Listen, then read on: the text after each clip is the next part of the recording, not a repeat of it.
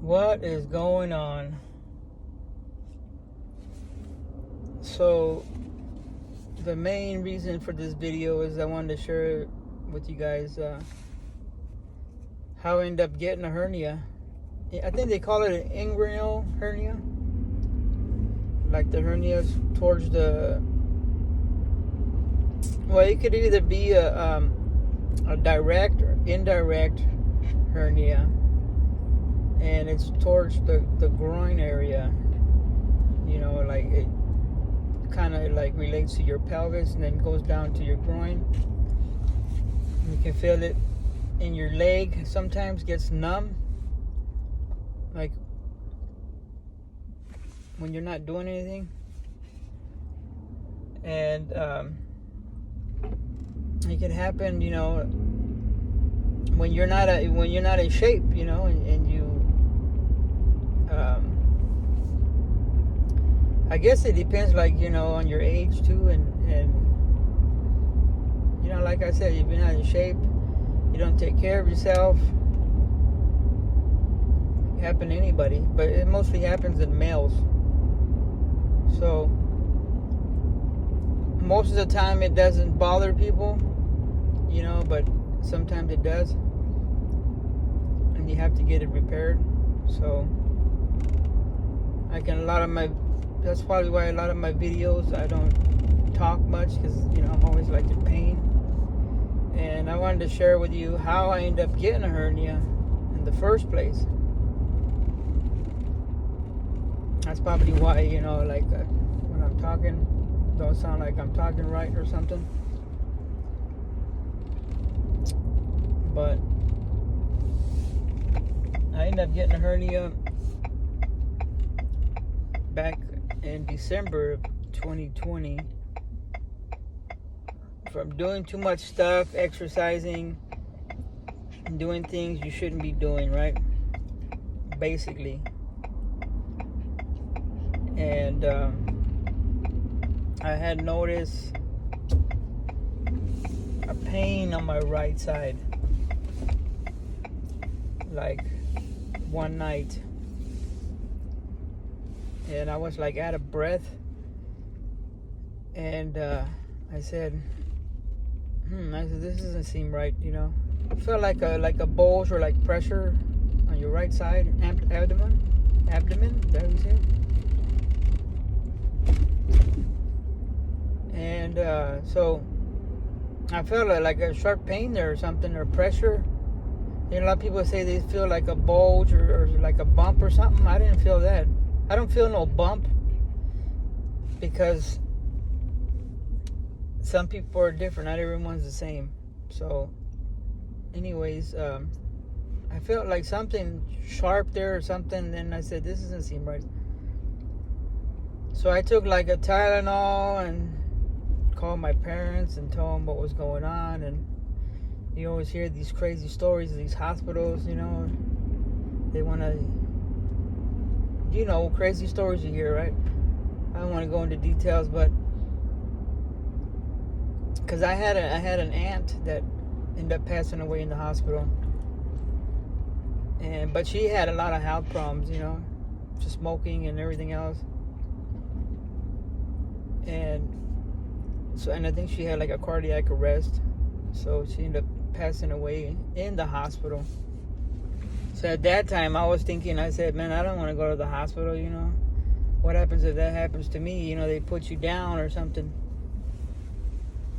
But you have to remember that, you know, my aunt was not in great shape.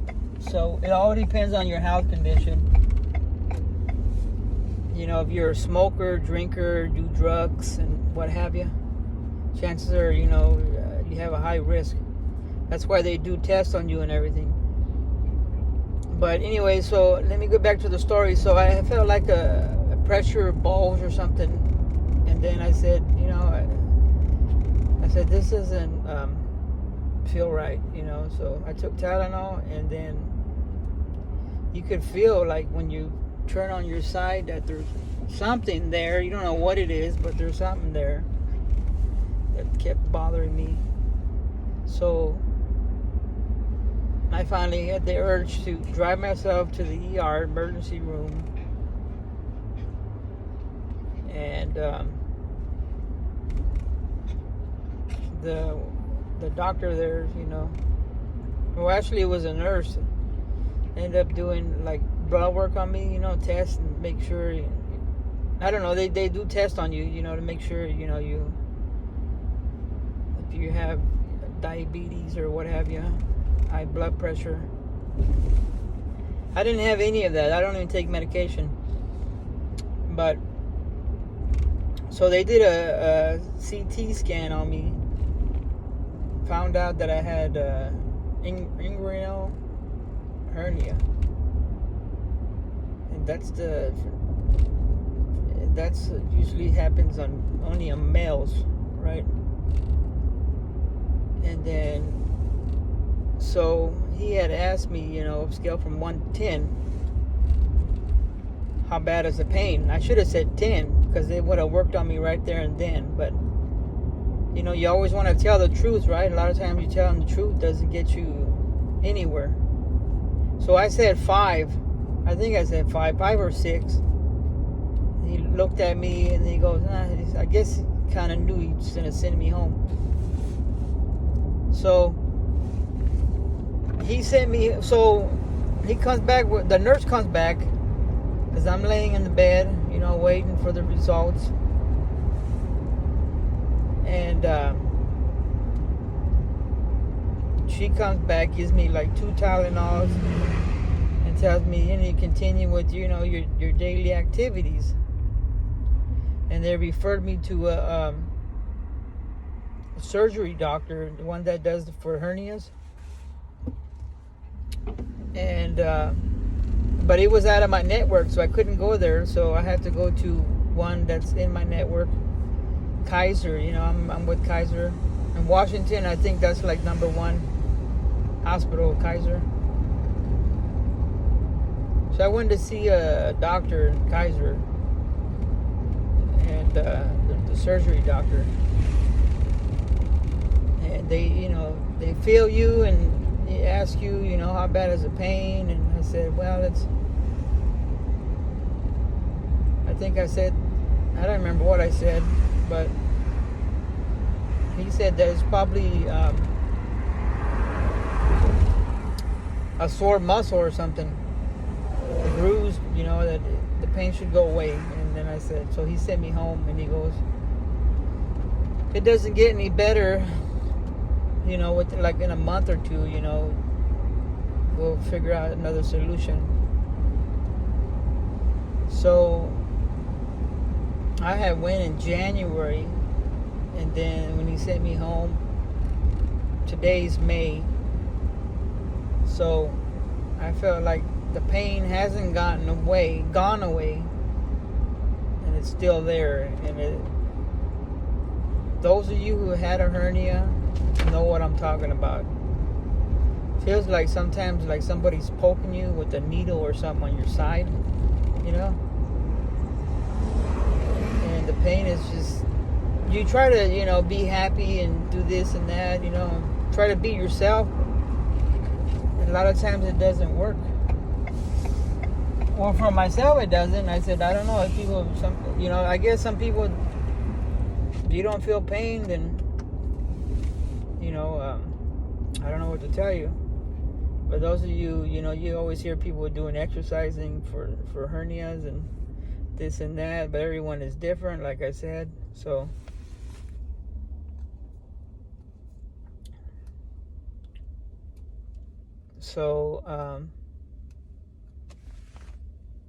yeah, so I ended up getting the urge to call one of the hernia repair doctors they got over here, and we had a consultation, half an hour, or maybe it was 20 minutes.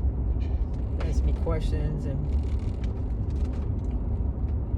and so we agreed. He agreed, and I agreed that I need surgery.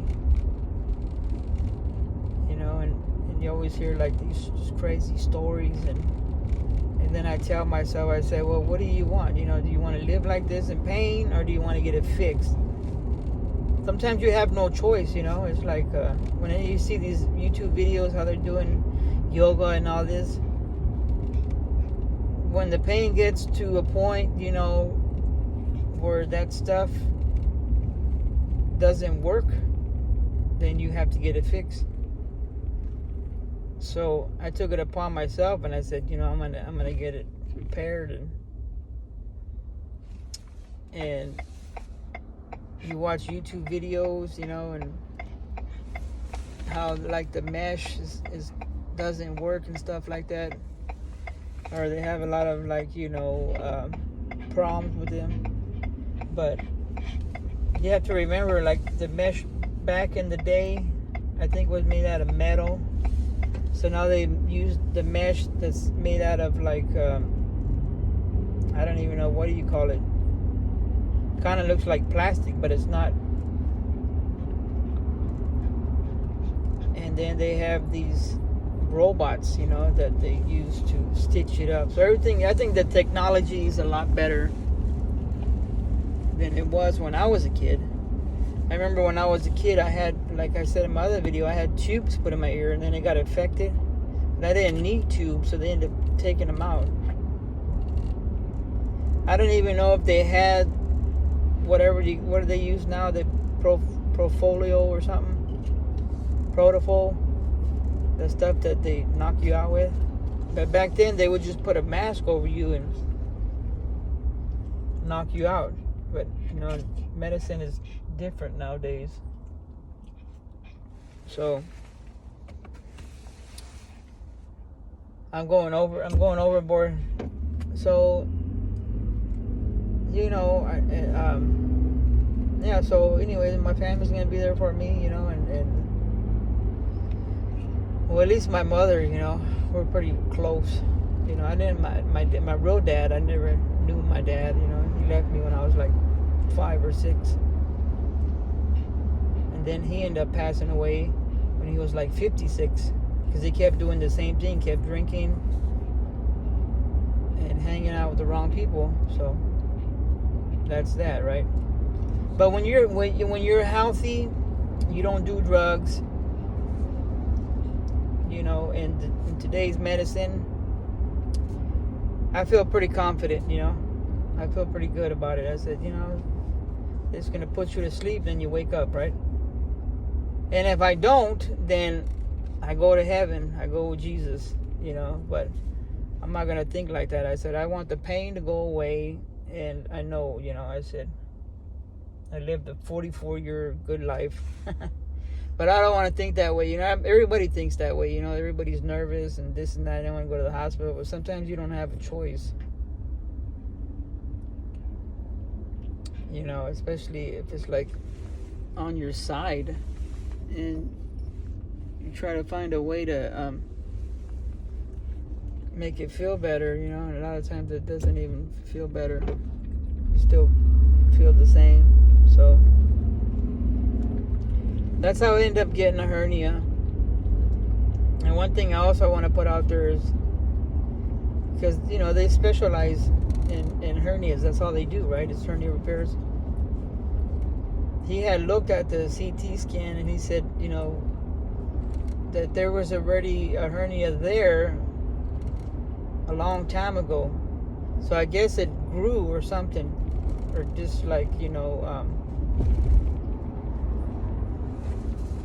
what do they call that? The thing that goes out of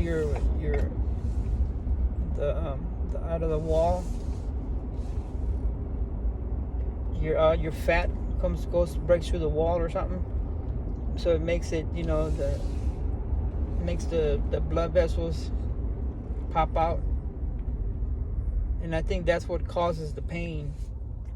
And then it goes through your, you know, wherever your hernia is at, you know, like the groin area.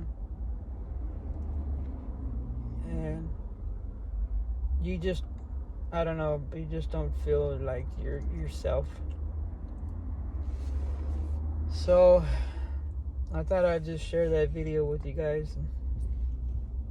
Wondering why, you know, I don't really probably talk much. my videos, because I don't feel good, basically.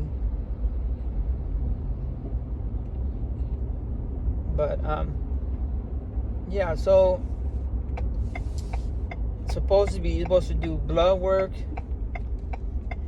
make sure everything's good, and then you set up a date, and it's usually 25 days. So I'm gonna have my surgery in July of this year, get it over with, so I can feel better, and then I can start making better YouTube videos, you know. So I just thought I'd share with you that story I have, and if you have any questions, you know, leave them, comment down below.